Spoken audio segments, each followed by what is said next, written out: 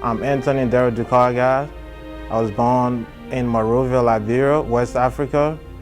I'm Staff Sergeant in the United States Army, helping the people that we went over there to help. And I was like, wow, this is one thing I joined the United States Army for, to help people. And this is the same thing I remember the Marines were doing back in my country, and we're doing the same thing over here.